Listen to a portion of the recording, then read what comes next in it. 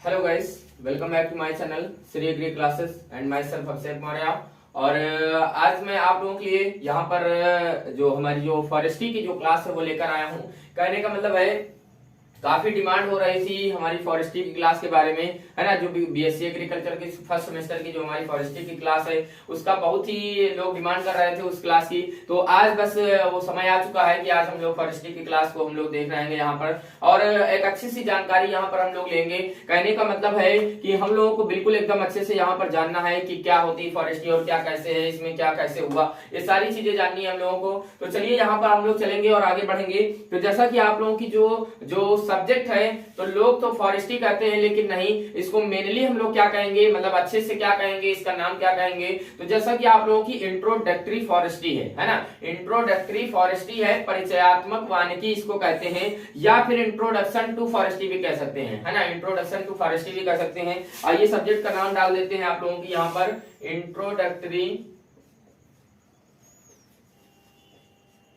Introductory forestry.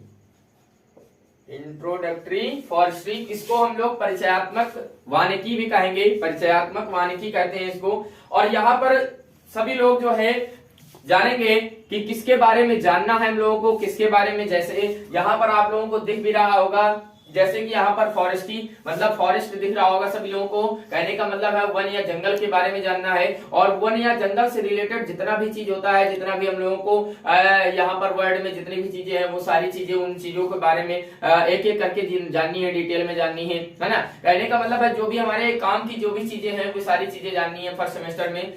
तो चलिए आगे हम चलते हैं, और यहाँ पर हमारा जो चैप्टर नेम है उसको हम लोग यहाँ पर देखते हैं कि हमारे लोग का चैप्टर नेम क्या है। जैसा कि आप लोगों का सबसे पहला चैप्टर है तो सबसे पहला चैप्टर है आप लोगों का वानिकी। क्या नाम है? वानिकी। और इसकी आगे हम पूरा चैप्टर का नाम यहाँ पर लिखे दे रहे हैं, और इसके बाद में अभी आप लोगों को धीरे धीरे एक एक करके डिटेल में बताएंगे यहाँ पर। तो वानिकी, परिभाषा, इतिहास एवं शब्दावली, ये आपका पहला चैप्टर है। ये आपका कौन सा चैप्टर है? ये पहला चैप्टर है हमारा, है ना। आइए चलते हैं इंग्लिश में जानते हैं। तो इसको हम लोग वानिकी को क्या कहेंगे? फॉरेस्ट्री कहेंगे, है ना, फॉरेस्ट्री कहेंगे। और इसमें डिफिनेशन जानना है हमको इसका, है ना, इसकी डिफिनेशन जानना है, और इसकी हिस्ट्री जानना है। क्या जानना है? हिस्ट्री। और इसके बाद आप लोगों को या फिर एंड क्या जानना है यहाँ पर, और आप लोगों को जानना है टर्मिनोलॉजी। क्या जानना है? टर्मिनोलॉजी, मतलब कि आप लोगों की जो शब्दावली है वो जानना है आप लोगों को। बात समझ रहे हैं कि नहीं समझ रहे हैं? ठीक है ना। आइए चलते हैं इसके बारे में और अच्छे से देखेंगे, ठीक है ना। अब कहने का मतलब है यहाँ पर वानिकी हम लोगों को जानना है, फॉरेस्ट के बारे में जानना है, फॉरेस्ट्री के बारे में जानना है। तो जैसा कि यहाँ पर हमारा जो मेन नाम है वो क्या है? वन या फिर जंगल, वन या फिर जंगल। और इसको हम लोग इंग्लिश में कहते हैं फॉरेस्ट। क्या कहते हैं इसको? फॉरेस्ट कहते हैं। अब देखिए फॉरेस्ट जो वर्ड है हमारा, है ना, जो वन है या जो जंगल है वो कैसे बना, कहां से लिया गया और किस प्रकार से लिया गया, ये चीज हम देखेंगे। तो जैसा कि आप लोगों का एक वर्ड है फॉरेस्ट। क्या है? फॉरिस एक वर्ड है, ये जो कि लैटिन भाषा का शब्द है। ये किस भाषा का शब्द है? लैटिन भाषा का शब्द है। इस लैटिन भाषा के शब्द से बनाया गया फॉरेस्ट। क्या बनाया गया है? फॉरेस्ट बनाया गया है। और फॉरेस्ट का जो अर्थ होता है, देखिए यहाँ पर फॉरेस्ट को हम लोग क्या कहते हैं? आउटसाइड। क्या कहते हैं? आउटसाइड, है ना, आउटसाइड कहते हैं, इसीलिए इसको फॉरेस्ट कह दिया गया, आउटसाइड कह दिया गया। कहने का मतलब है जो वन है, तो हमारा जो ये अर्थ है, हमारी जो पृथ्वी है, पृथ्वी के ये ऐसे क्षेत्र होते हैं जो कृषि करने के योग्य ये भूमि नहीं होती है ना। जहां पर जो वन होते हैं वहां की जो भूमि होती है वो कृषि करने के योग्य बिल्कुल नहीं होती है ना। तथा अधिक ऊंचाई और सघन क्षेत्र वाले सघन क्षेत्रों से या सघन वृक्षों से ये जो है आच्छादित रहते हैं, ये घिरे रहते हैं, है ना। बात समझ रहे हैं कि नहीं? तो जो वन होते हैं आप लोगों को जैसा कि बताया कि यहाँ पर जो वन जहां पर भी होंगे, जिस क्षेत्र में वन होंगे वहां पर हम कृषि बिल्कुल नहीं कर सकते हैं, है ना, क्योंकि वहां की मिट्टी कृषि के योग्य नहीं होती है। और ये काफी जो है अधिक ऊंचाई वाले होते हैं, वन काफी ऊंचाई वाले होते हैं, और सघन क्षेत्र होते हैं। कहने का मतलब इसमें बड़े बड़े जो वृक्ष होते हैं उनसे ये पूरा एक प्रकार से कवर्ड किया होता है, आवरण किया गया होता है ना, ढका गया होता है। आइए चलते हैं, तो वन की हम लोग और बारे में जानते हैं, इसके बारे में और डिटेलिंग करते हैं। तो जैसा कि जो हमारा जो वन है वो वह विस्तृत भाग है जो विभिन्न तरह के जो पौधे होते हैं, जैसे मान लीजिए कि पौधे हैं, और इसके बाद जो है जमीन से उगने वाले जैसे मान लीजिए कुछ छोटे आकार के पौधे हैं, ठीक है ना, बड़े बड़े जैसे कुछ मान लीजिए पौधे हैं, और जमीन से कुछ छोटे आकार के जैसे जो पौधे निकलते हैं, है ना। और इसके बाद जिन्हें हम क्या कहते हैं, जो छोटे छोटे जो पौधे होते हैं उन्हें हम घास पात कहते हैं, हर्ब्स कहते हैं, क्या कहते हैं, हर्ब्स कहते हैं, घास पात कहते हैं, उनको नाम दिया जाता है हर्ब्स का, है ना। और कहने का मतलब है आगे जैसे कुछ छोटे या जैसे बड़े आकार के भी क्या होते हैं, बड़े आकार की जैसे झाड़ियां हैं, है ना, बड़े आकार की जो झाड़ियां हैं जैसे, और बड़े आकार की जैसे मान लीजिए कि हमारे और भी बड़े जो पौधे हैं, है ना, जो बड़े पौधे हैं जिनको हम लोग क्या कह सकते हैं, जिनको हम वृक्ष कह सकते हैं, जिनको हम क्या कह सकते हैं, वृक्ष कह सकते हैं। और आगे हम जानते हैं कि जैसे मान लीजिए कि जो कुछ छोटे, है ना, या मध्यम तथा जो बड़े आकार वाले जो विभिन्न पौधे होते हैं, विभिन्न पौधों से जो आच्छादित किया होता है, एक क्षेत्र जब आच्छादित किया होता है, फील्ड आच्छादित किया होता है, ढका होता है, कवर्ड होता है, तो वही हमारा वन कहलाता है। कहने का मतलब है वन हमारा ऐसा चीज है जहां पर छोटे पौधे, है ना, घास पास है, झाड़ियां हैं, और बड़े पौधे, इस प्रकार की सारी चीजें आप लोगों को देखने को मिलेंगी एक जंगल में, एक वन में, समझ रहे हैं ना। अब हम आगे बढ़ते हैं, और एकदम अच्छे से अगर जानना है हम लोगों को, तो इसको हम लोग थोड़ा सा शॉर्टकट में, बिल्कुल अगर छोटे शब्दों में अगर जानना चाहें, तो जो हमारे साकीय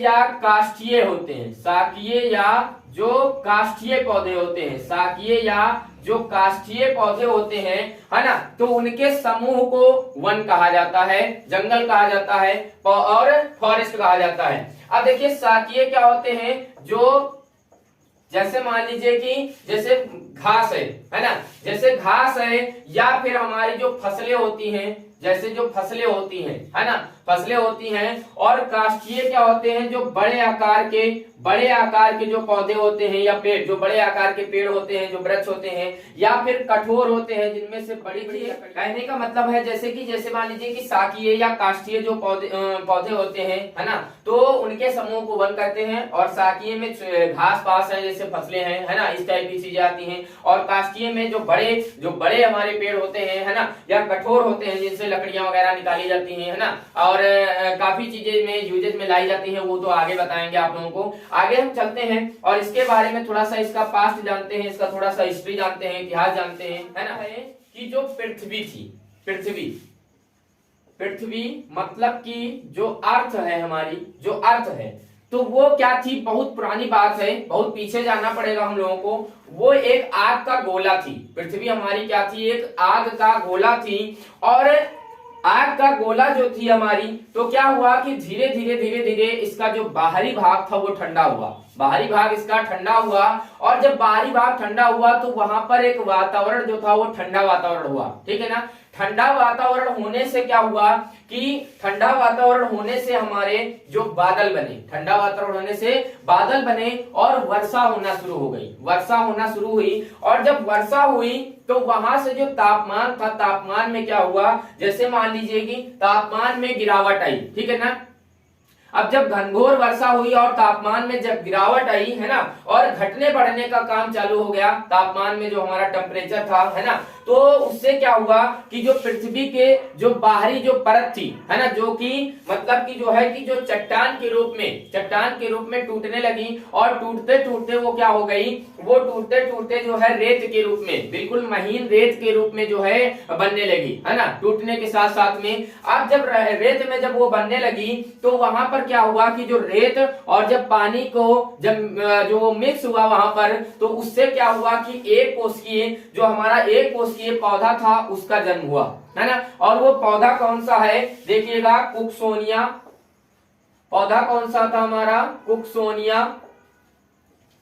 इस एक कोशिकीय पौधे का जन्म हुआ, कब हुआ, 425 मिलियन वर्ष पहले, है ना, 425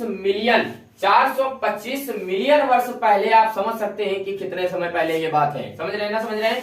अब हुआ क्या कि ये जो एक कोशिकीय, देखिएगा, एक कोशिकीय जो पौधा था, एक कोशिकीय पौधा, है ना, तो इससे क्या हुआ कि इसमें से पत्तियां, है ना, पत्तियां, जड़ तथा प्रजनन, तो कहने का मतलब है, एक मिनट, ठीक है ना, तो पत्तियां, जड़ और प्रजनन कार्य भी होने लगा। इसी की वजह से पत्तियां बनने लगी, जड़ बने, प्रजनन का कार्य होने लगा। समझ रहे हैं नहीं समझ रहे हैं? जब इतना कार्य हुआ तो हम लोग आगे देखेंगे क्या हुआ कि जो पौधे थे, जैसे मान लीजिए पौधे, जो पौधे हुए है ना, तो पौधों से क्या थे, यहाँ पे जो बने, पौधों ने पत्तियों से क्या किया, शोषण करना शुरू किया। और जो वातावरण था वहां का, हमारा वातावरण जो था, तो उसमें वायु और CO2 और अन्य गैसेस भी हमारी जो है वहां पर आई, अन्य गैसेस भी आई। अब इसके बाद क्या हुआ कि जो हमारी O2 जो वायु थी, है ना, जो हमारी जो ऑक्सीजन कहते हैं, कहने का मतलब ऑक्सीजन की बात कर रहे हैं, तो ऑक्सीजन जो होती वो जीवधारियों के लिए आवश्यक होने लगी, है ना, वो जो बिल्कुल आवश्यक हो गई जीवधारियों के लिए। और ऑक्सीजन की वजह से ही जो समस्त जीवधारी हैं, है ना, समस्त जीवधारियों के लिए प्राणवायु है। जो ऑक्सीजन है वो जितने भी जीवधारी हैं अर्थ पर, उन सब के लिए वो प्राणवायु है। कहने का मतलब है कि उसके बिना कोई भी नहीं रह सकता है, ऑक्सीजन के बिना कोई भी नहीं रह सकता है। अब देखिए आगे क्या हुआ, जो पौधे थे, फिर इसके बाद जो वही बात जो जीवधारी की बात किए हैं, जीवधारी बने, है ना। ये धीरे धीरे प्रक्रम चलता रहा, धीरे धीरे प्रक्रम चलता रहा। आप लोगों को थोड़ा सा ब्रीफली बता रहे हैं, शॉर्टकट में बता रहे हैं, उतना डिटेल में अगर जाएंगे तो फिर वो बहुत ही लंबा चला जाएगा। समझ रहे हैं कि नहीं समझ रहे हैं? ठीक है ना। और बाकी जो हमारे उमेश सर है वो तो आप लोगों को सारी चीजें बताएंगे ही, है ना, और धीरे धीरे डिटेलिंग वो भी करते रहेंगे। आपको जितनी भी मोर एंड मोर जितनी भी जानकारियां हैं वो आगे की ओर मिलती चली जाएंगी। समझ रहे हैं ना। जो भी वीडियो मिलेंगी आप लोगों को सब चीजें मिलेंगी, वहां पर कोई भी चीज छोड़ी नहीं जाएगी। समझ रहे हैं ना।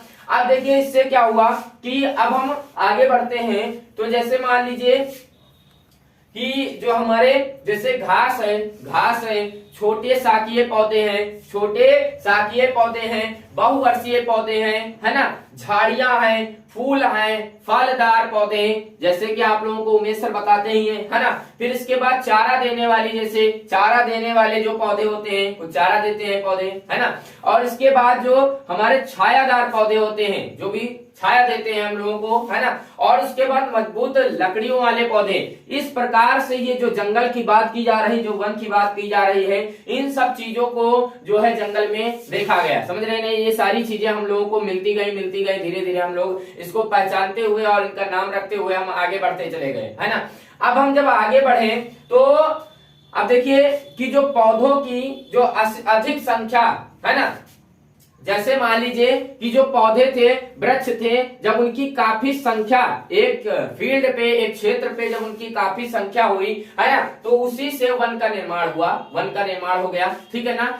अब जब आगे क्या हुआ कि जब वन का निर्माण हुआ तो धीरे धीरे समय बढ़ता रहा, लेकिन जो आज के युग का जो मानव है, हम लोग आ गए हैं प्रेजेंट टाइम में आ रहे हैं थोड़ा सा। जो आज के युग का जो मानव है वो क्या कर रहा है, वो वनों की क्या कर रहा है, कटाई कर रहा है। वनों की कटाई करते हुए अपने फायदे के लिए, अपने लाभ के लिए वनों को क्षति पहुंचा रहा है, हानि पहुंचा रहा है। अब देखिएगा उससे हम बताते हैं आप लोगों को, जो वनों की कटाई जो हो रही है उससे चीजें कौन कौन सी चीजें क्षति पहुंच रही हैं, कौन कौन सी चीजों का नुकसान हो रहा है, ये सारी चीजें आप लोगों को बताएंगे। ठीक है ना। जैसे कि मान लीजिए कि जो वन थे हमारे, जब यहाँ से जो हमारे पेड़ पौधे हैं, पेड़ पौधों की जब कटाई की जाती है, जिससे क्या किया जाता है, लकड़ी प्राप्त की जाती है, जिससे क्या किया जाता है, लकड़ी प्राप्त की जाती है। और उस लकड़ी से क्या किया जाता है ना, उस लकड़ी से दरवाजे वगैरह, जैसे मकान के लिए दरवाजे हैं, जैसे खिड़कियां वगैरह हैं, इसके बाद चारपाई है, फर्नीचर है ना, चारपाई है, फर्नीचर है। और इसके बाद ये